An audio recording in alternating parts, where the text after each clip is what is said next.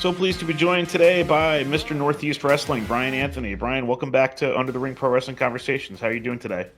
I'm doing all right, Phil. Thank you for having me. Always a pleasure. Don't get offended if my dog is roaming around in the background here. He likes to hang out. No, he's welcome to join us too. So we'll start with so you're stepping away from the ring. You're having one last match, Northeast Wrestling's Hat City Havoc in Danbury, Connecticut, on Saturday, April 27th. Can you explain why it is that you are stepping away from in-ring competition? Yeah, we put out a video a couple weeks ago on Instagram, Facebook, Twitter, all that, where, I made this announcement. And I wish it was under better circumstances. But look, it is what it is. I've been wrestling for 20 years. I've been with Northeast Wrestling for 17 years. I have done a lot of damage to my body. And in preparing for this, much like I think you did, I went back and listened to our old interview. And it's funny because I was talking then about how I was having a really difficult time during my, reign as King of Bethany because of neck issues. So here we are, fast forward a couple of years later, and it's significantly worse. I had an incident last year when I was teaming with Matt Taven where, I lost feeling in my legs for, 20, 30 seconds, which will scare you. Yeah. So following that, I had some weakness on my left side when I was training, actually for Danbury last year, the first Hat City Havoc, which led me to go to the doctor. I was kind of hoping it would be a cortisone shot or rehab, something along those lines, but unfortunately not. I have 2 severely herniated discs and some stenosis as well, which is the narrowing of the spinal column. So with that said, it's time to take a step back, get that all fixed. And, this is a way to go out, my home city, say goodbye, have one last match. And unfortunately, that's just the reality of what's going on right now. How do you feel physically right now, and why do one last match? What was kind of the thinking behind it? Well, to be honest, I guess part of it's a little selfish. I've had this 20-year career, again, 17 with Northeast Wrestling. I've gotten to do all these amazing things. And the last couple matches I had weren't necessarily the most enjoyable times I had in wrestling. Specifically my last match, which was when Matt Taven and myself lost the tag team titles to Kerr and Danny Math. And the reason I say it wasn't the most enjoyable times was because I really, at that point, probably had no business being in there. Truthfully, I was in a lot of pain that last match. I had some personal stuff going on too, so my mind wasn't necessarily there either. It just wasn't one of my favorite days in wrestling. So it's really difficult after all these amazing things I've gotten to do for me to accept that that was going to be my last night in the business. So, when I got the news about just how bad this was, I had it in my head and in my heart that I didn't want to go out that way. And I at least wanted one more as a way to see everybody, say goodbye to my fans, my friends, do it in front of my friends and family. So yeah, selfishly, a little bit of it is for me, but I also want the fans to have one last great experience and remember me that way, not so much as they would have, had I gone out the way I just mentioned. As far as how I feel physically every day, that's what makes this so difficult. Initially, when I went in to get my MRIs done, I was really in a bad way, more so than I let anybody know, aside from my wife, obviously. But I mean, it was to the point where my left side had started to atrophy from their nerves being pinched. I was significantly weaker on this side, and I was waking up almost on a daily basis with numbness in my hand and my fingers. So, this is something that had to be addressed. Now, I'm at a point where I've altered the way I lift at the gym, my physical activity, just my everyday life. I'm obviously not wrestling. So I I feel pretty good most days. Most days I can do normal activity and feel okay. The days I don't feel good are horrible because, I'll be driving a car and trying to turn and move Yeah. my neck, or I'll have, no feeling in my fingers, things like that. So it's tough. When you feel okay most days, as long as you alter your lifestyle, it's a hard thing to say, okay, cut me open. Let's put a plate and some screws in there and fix this thing. But, it is what it is. It's, I would say 80% good days, but the 20% are bad. Yeah. I know Northeast Wrestling is kind of hard to say it sometimes, but any idea who the match is against at this point? So I put it out there that I was going to have one last match. I didn't throw a challenge out there.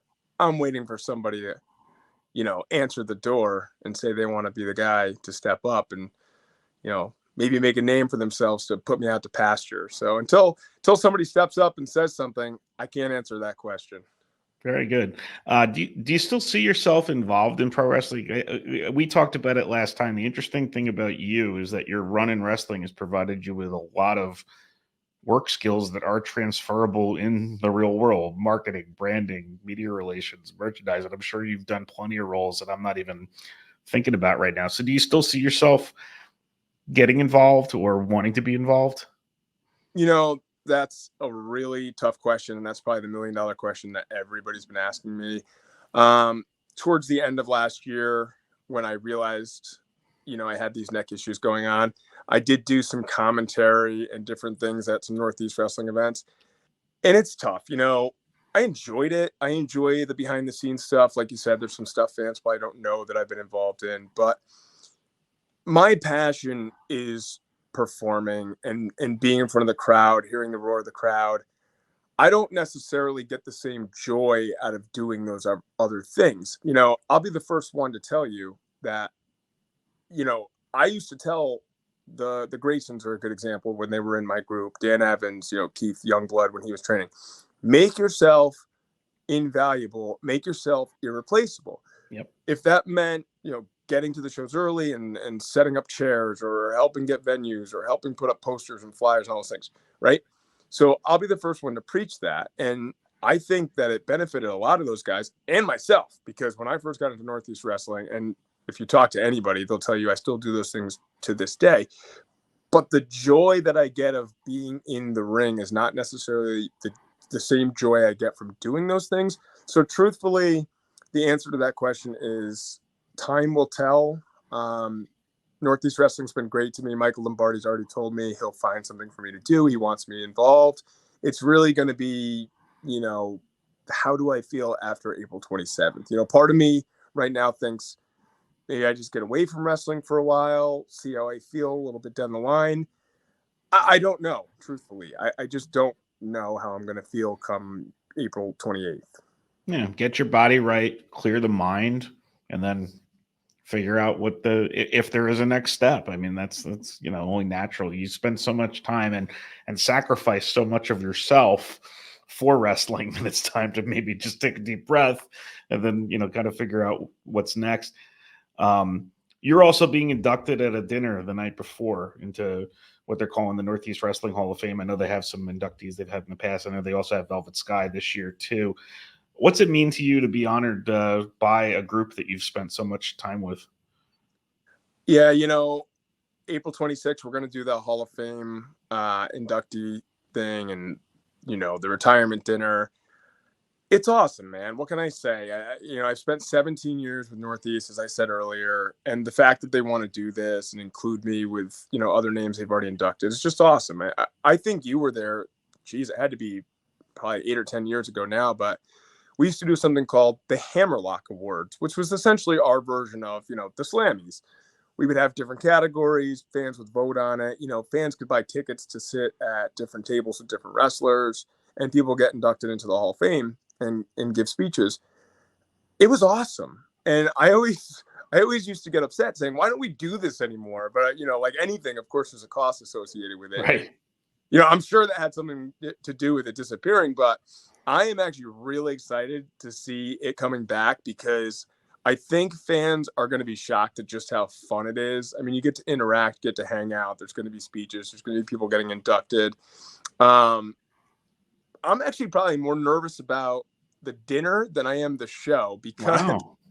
well, my whole career, as a talker, I always just kind of flew off the cuff. I never really wrote things down. I never really tried to memorize things. But now the pressure's on because I got to give a speech, and I feel like I can't just go up there and wing that. My best advice on the speech is prepare, but don't write it all out. Give Yeah. yourself, I mean, like they always tell wrestlers with bullet points and know where you're going. But I gave a best man speech once that was just bulleted points on a pad, and then Sure. the rest of it just went extemporaneous from there. So Yeah. I kind of just felt the crowd a little bit and saw where they were going. Yeah. Well, it So was funny because I'm talking to my wife about this, and she says to me like, "Oh, did you start your speech yet?" And I was like, "I'm not writing a speech." And she's like, "No, you have to write this down." I was like, "No, I'm gonna wing it like I always do." And she's like, "Yeah, I don't think you can wing this one." And then I'm talking to Michael Lombardi, and I was like, "Yeah, I'll keep it short." He's like, "No." He's like, "You got 17 years here. People want to hear stories." I'm like, "Oh, geez, what have I done to myself?" So that's probably the thing I'm most nervous about for the whole weekend. I'm actually very excited for Hat City Havoc. I can't wait to be in front of the crowd, but definitely nervous about the retirement speech. neon tux. I wish I could find one, man. I don't think there's time to have one made at this point, but my dog Lucha, he's working on a lime green tux. Nice, nice, nice. I was going to ask you too. You've got so many of your memories behind you on your Yeah. wall there. What's your favorite moment on your wall in your wrestling room there? God, there's so many, Phil. I mean, if you look behind me, you can see up in the corner that picture with Hulk. Just that whole day was so amazing. That was at Dutchess Stadium in New York. Yep.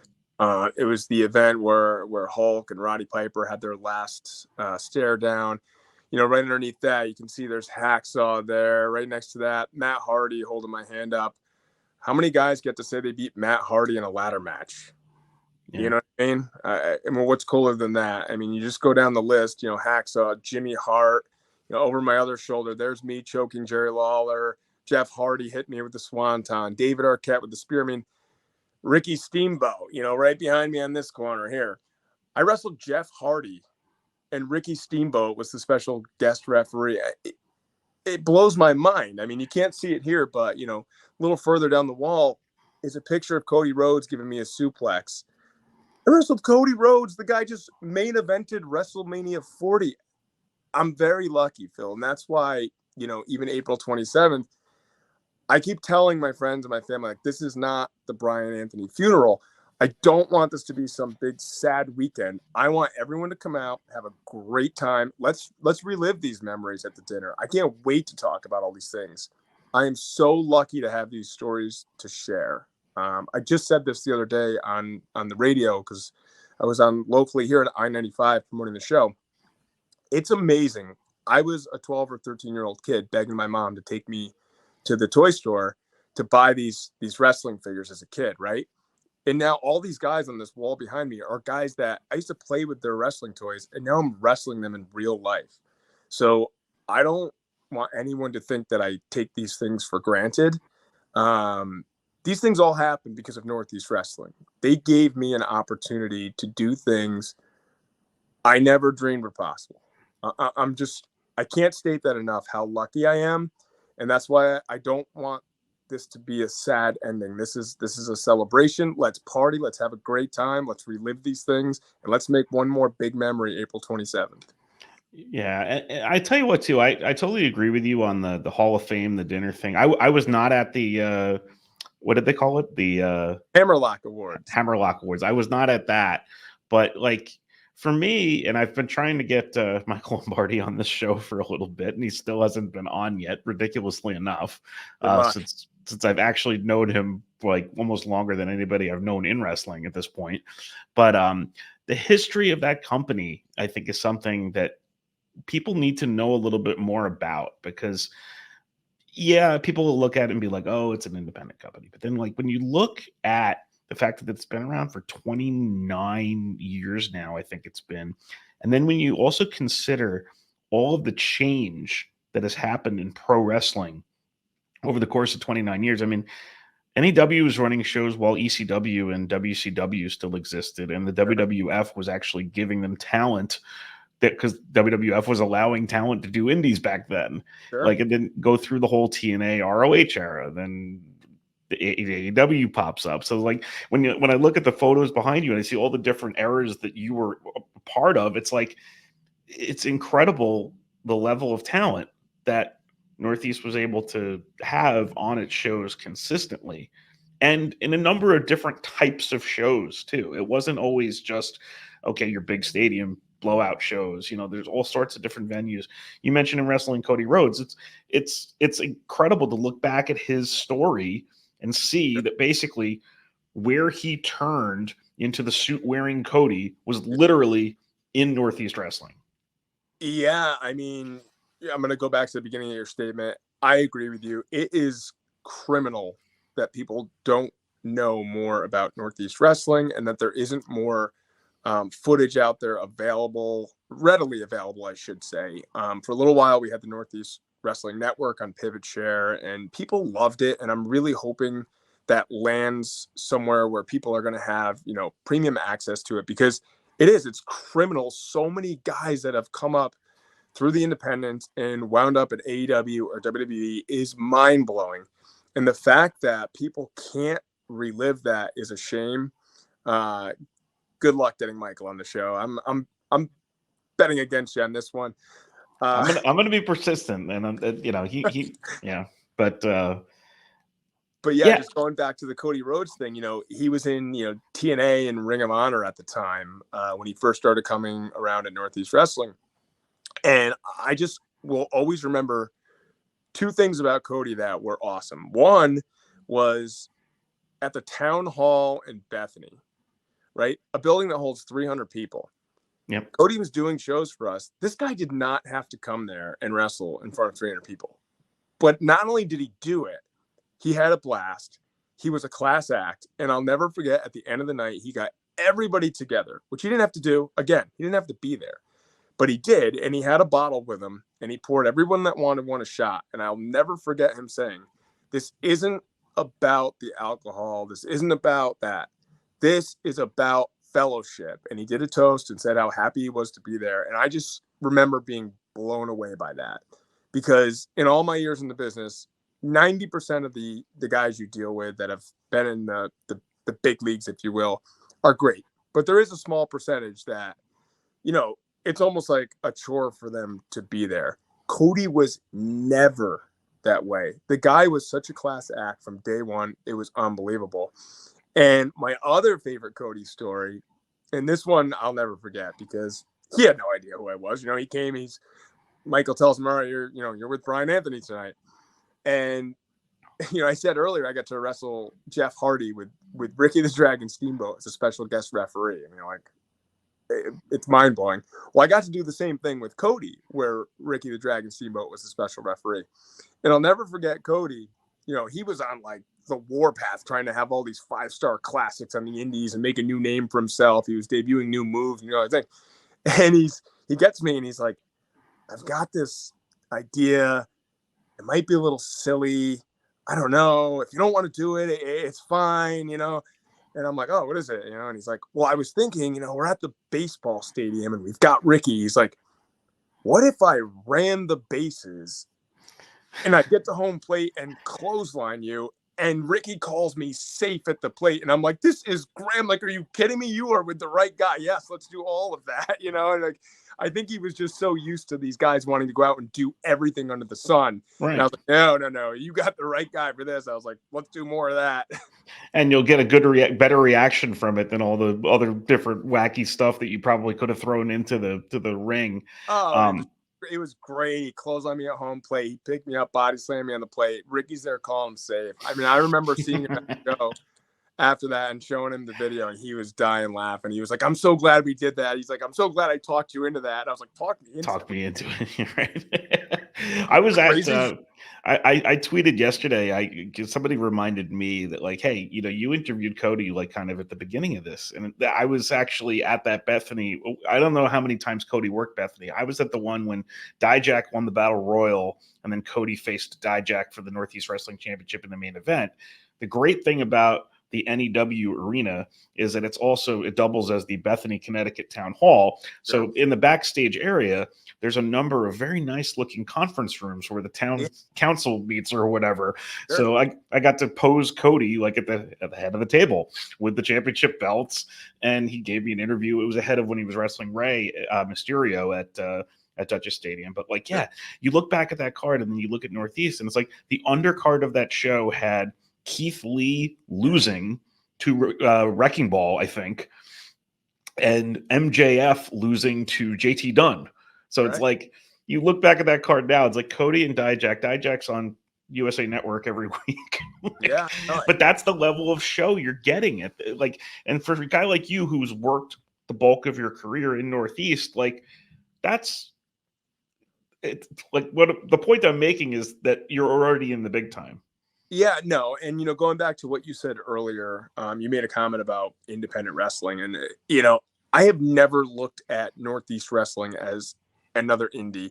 Northeast Wrestling is not an independent in my mind. It's a wrestling company, right? I always hated when people called it independent or indie, because you had guys from all over coming to work these shows. WWE, AEW, like you said. Back in the early 2000s, WWE was sending talent to Northeast Wrestling. WWE doesn't just send talent to any indie. Northeast Wrestling is, a thing of its own. It always bothered me when people would refer to Northeast Wrestling as another indie, because I just feel like it was so much bigger than that. And that's not me saying that because I spent my career there. It's me saying that because, look at my wall. Look at these guys we just talked about. Like, these guys don't just work anywhere, and Northeast Wrestling truly, to me, is so much bigger than it's given credit for. Yeah. And if I could ever tell that story at some point, I would be the one interested in actually working on that too, because I think it's something that people would be interested in. So we'll start with the Michael interview if we ever get it, and then move forward from there. Next thing I wanted to ask you about, we talked about it a little bit last time, but didn't really go too deep into it. What was it like doing your long angle with David Arquette? It was awesome, man. I'm glad you actually brought that up, because I don't think the years that I was the king of Bethany or king of Northeast Wrestling really were appreciated enough, because it was the most fun I ever had in my career. And I've said that a million times over. Traveling with Dan Evans, we got so close. Me, him, and Vito would go on road trips together. He became a real life friend. This was a guy that I was just doing some training with, and then brought him into the group, and now I've got a lifelong friend. So just the whole time was so fun for me, because I was really working with my friends. And then when the Arquette thing came along, I remember Michael calling me, saying like, oh, I got something good for you in Poughkeepsie, it was going to be. And he says, we're bringing David Arquette. And I was like, oh, wow. And I think I was so shocked by it that my reaction was kind of subtle. And he's like, what, you're not excited? I was like, no. I was like, I am. I just never expected that in a million years. I guess he was in New York filming and had the relationship with Hal Collins, or saw a poster or something along those lines. And the next thing you know, he's on the show. I think we were only a week out, so we didn't even have that much time to promote it. But, this ended up going on for at least a year, maybe even longer.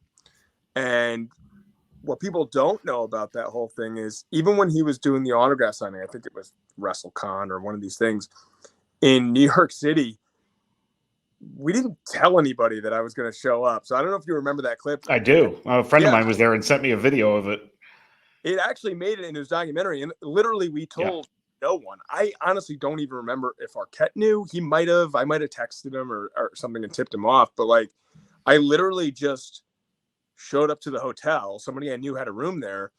Showed up, changed with Vito in the hotel room, and we just had Lou follow us with a camera, in the hotel, and when we got to the gate or whatever, said, "Oh, we're here for the signing." They thought we were part of the show because I was wearing the cape, the crown, no shirt. I'm all oiled up, and we literally just beeline for Arquette's table. And I'll never forget, Bischoff and Shivani were sitting next to him, and it wasn't even something I had planned, but I just looked at him and I said, something about Arquette being the worst world champion in history, and you two are responsible for it, and they both reacted to it, and we're cheering Arquette on, and the next thing you know, diving off a table on me in front of 1,000 people. But like, I don't think security knew what to do because I think they assumed it was planned because nobody came over to break it up. It was wild to me because we had no permission to do it. We just showed up and started doing it, That's amazing. I could fill in some of the blanks on Arquette too, because when that started happening with him,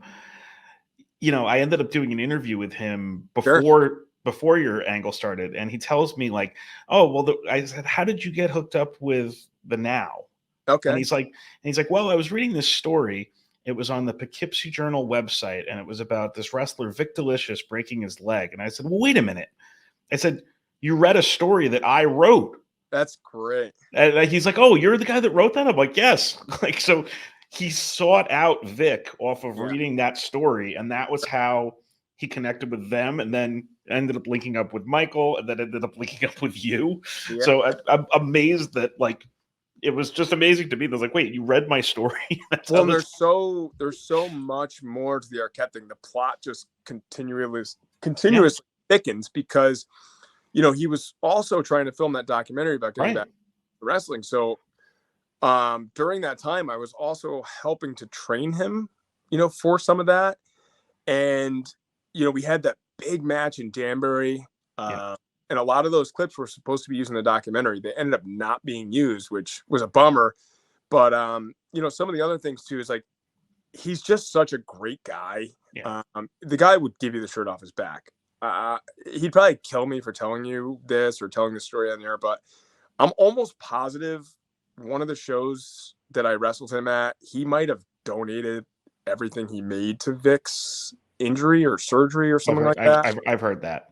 Yeah, I don't know all the details, but I'm almost positive that's a fact. Just even when him and I teamed briefly as Hollywood royalty, he was just so easy to deal with. I remember I said to him, I was like, "Look, it bothers me when tag teams don't match. We've got to get matching gear." And he's like sending me designs, and he was like all about it. You know what I mean? It wasn't like I had to paint.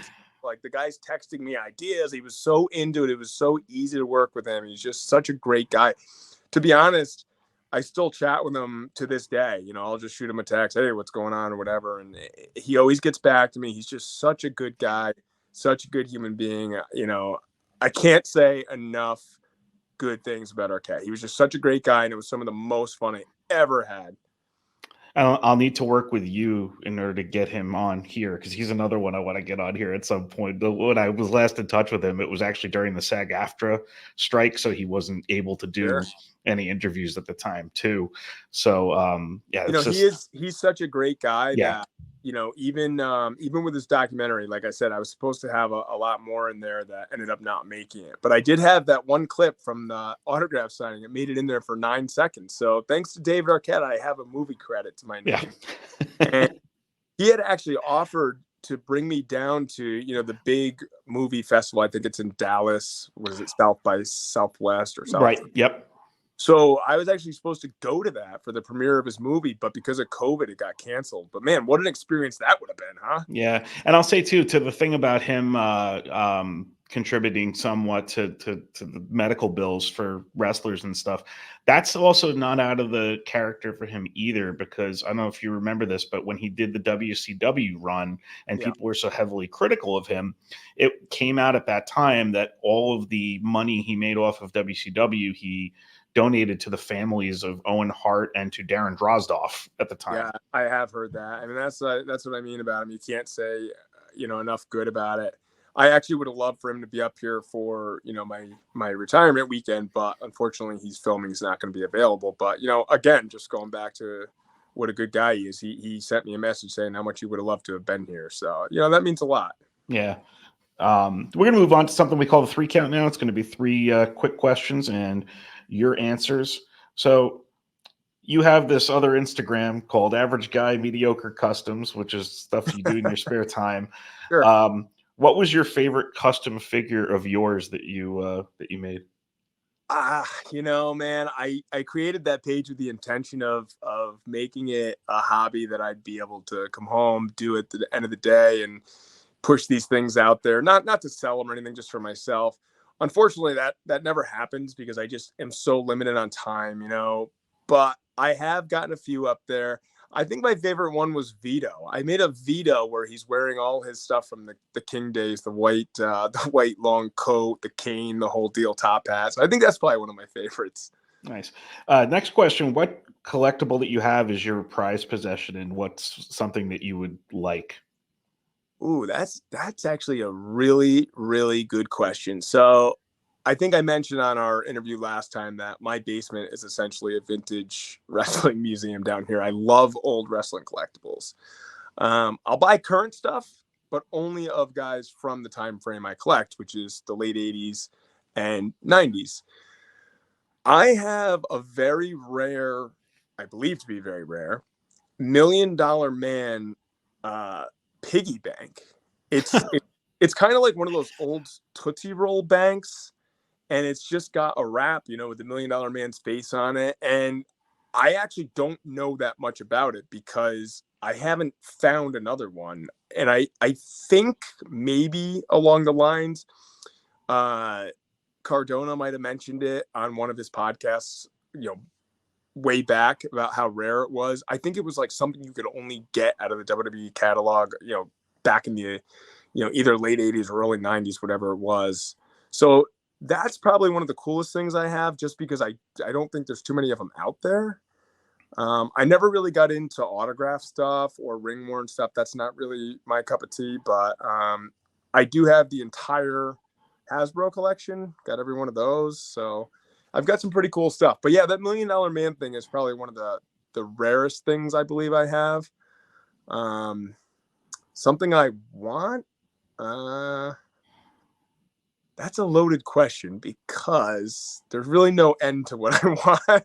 There's no rule. So if there's more than one, that's Yeah, fine. I don't know. I have the Hasbro. I said I have the whole Hasbro collection. I guess I misspoke because there is two things I don't have. I don't have the mail away Bret Hart, and I don't have the mail away Undertaker.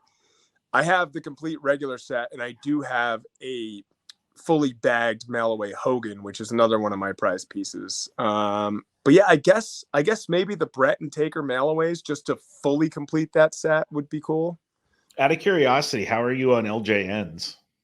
Oof. I've got all the commons, and I've got a couple of the rarer ones. I've got a Warrior that's in mint condition, which is one of my babies. I had a chance, and I'm shaking my head because I've never forgiven myself. It was the day of one of the Danbury shows, and I remember I was actively promoting the show on I-95, and my wife was texting me saying, I just saw this ad on Facebook. There's somebody a couple towns over selling all this wrestling stuff. You have to call as soon as you get off the air. And I did that, and I go to this person's house, and I ended up buying all sorts of stuff. As I'm there, it's funny that it always comes back to Northeast Wrestling. It always comes back to Michael. But as I'm there buying all this stuff, Michael is texting me saying, where are you? Where are you? I need you at the building. I need you to help me set up. And I remember pulling this bin out, and it was all the LJNs. And I remember seeing Boss Man and Warlord and all these LJNs that I knew were extremely valuable. And I said to this woman, please do not sell anything else. I said, I have a show today, a show tomorrow, traveling back on Sunday. I will be here on Monday. Please don't sell anything. I said, anything I don't end up buying, I will help you get rid of. I have, sources and contacts for this kind of stuff. And she said, okay, I won't sell anything else, I promise. And I went there Monday, and I was like this, waiting to get all those black card LJNs, and they were gone. Gone. And I said, what happened? I said, I thought you promised me you weren't going to sell anything. And she said, oh, I'm sorry. Somebody came and made me an offer. I sold it. I was like, ah. What's crazy with the LJNs is this is the only collecting I ever do when I was younger, but I had all of them. Yeah. But played with. I was a kid. Yeah, sure. So, but I had all but I think two that they Okay. ever came out with. Three actually. Bret Hart I did not have. Okay. Warlord I did not have. Yeah. Haku I did not have. Every other one I'm pretty sure I had. Well, I want to say this. I was But talking now earlier. they're all gone. Yeah, I was talking earlier about how Dan Evans and I became such good friends during the King run. So, Dan, if you were listening to this, please stop holding your childhood LJNs hostage in a box in your parents' attic, because I know you have them. I've been trying to buy them from you for years. Sell them to me. It's like Toy Story. Let them be free. And then last question for the 3 count. Who's Brian Anthony's biggest career rival, and what are you going to miss most about being in the ring? My biggest rival, it's got to be Matt Taven. We talked a lot about this last time I was on the show. I just loved all the matches I ever had with him. I don't think we ever had any that were stinkers. My dog is really interested in what's going on here. He just woke up from slumber, but it's got to be Taven. We just had so many matches together. So many of them were so good. So many of them I feel stand the test of time and are still my favorites today. The guy's done it all. Say what you want about him. Him and I had a tumultuous relationship early on. I think it was all professional jealousy, mainly on my part, because here I was doing my thing and he's going off to Japan and Ring of Honor and doing all these great things. But I've come to appreciate that and respect it because he did the grind. And you look at where he is now, he got that awesome moment at MSG for Ring of Honor. And, he went to Japan, he went to Mexico, he did all these great things. And now he's found a home in AEW. So I'm really happy about that. I'm really happy for him. I feel like he just deserves it so much after all these years of putting the time in. And it's just, I can appreciate his body of work, and I appreciate that he brought the best out of me. Brought the best out of each other, really. Yeah, honestly, man, those are still some of my favorite matches in my career. I would say winding down the past few years, I really, really, really enjoyed my stuff with Danny Maff. We had a strap match at the Northeast Wrestling Arena. That's one of my favorite, I guess modern era, in my case, matches of this era of my career. Like post King, I would say that was probably my favorite match I had. I was really proud of that one, and just the vibe in that building was so electric that night. I feel like it was one of my last, great moments. And just my stuff with Kingston was so fun. Kingston is such a professional and just such a great guy. I really liked working with him towards the end. And, list goes on. Arquette, the Hardys earlier on. I mean, geez, if I could have worked Jerry Lawler every night the rest of my life, it would have been the greatest thing ever. I mean, I loved working with Jerry. I've got some Jerry Lawler stories that, maybe I'll bring out at this dinner. Like, it's been a great ride, man. What can I say? I mean, it's just been awesome. It really has. And I can't thank all these guys enough. Can't thank Northeast Wrestling enough. Well, Brian Anthony, it's been an absolute pleasure to have you on again. Really enjoyed following your career for as long as I have, which I think is pretty much almost all of it. But I really appreciate that. I do. It means a lot to me. I respond to fans all the time on social media, and I don't want them to take it lightly when I say how much I appreciate the support and all these things, because I really do, man. I'm a kid that grew up a wrestling fan that, all right, maybe I never made it to WWE or AEW. And, there's days where that haunts me. There's days where it really bothers me. But then there's other days where I'm just so appreciative for what I got to do. There's not too many kids walking around Danbury that can say they wrestled, the Hardy Boys and Jerry Lawler and had Jimmy Hart manage them or got chopped by Ric Flair. You know what I mean? So yep. Instead of beating myself up about the things I didn't get to do, I really try and appreciate the things I did get to do. And I want everyone out there to know it's not lost on me. I really do appreciate the things that I got to do. Well, Northeast Wrestling, Hat City Havoc, Danbury, Connecticut, Saturday, April 27th, the last match of Mr. Northeast Wrestling, Brian Anthony. Thank you so much again for joining me today, and you're welcome back anytime. Yeah, Phil, I appreciate it. And just to close this thing out, because you know, I'm a wrestler, so I'm a shameless promoter. So northeastwrestling.com. If you want to come out to that dinner on Friday night, tickets are up right now. And then, of course, like you said, Hat City Havoc, same thing, northeastwrestling.com. The entire floor for this show is sold out, and we're still a week and a half away. So if you want tickets, get them. Get up in the bleachers. Let's go out in style. All right, northeastwrestling.com for the dinner, for Hat City Havoc 2. Brian Anthony, one last match, but it's pro wrestling. So never say never. Yeah. Well, congratulations on an outstanding career and all you've done for me and over the years too. So really appreciate it. Thank you. Thanks, Phil. You have a great day, man. Thank you.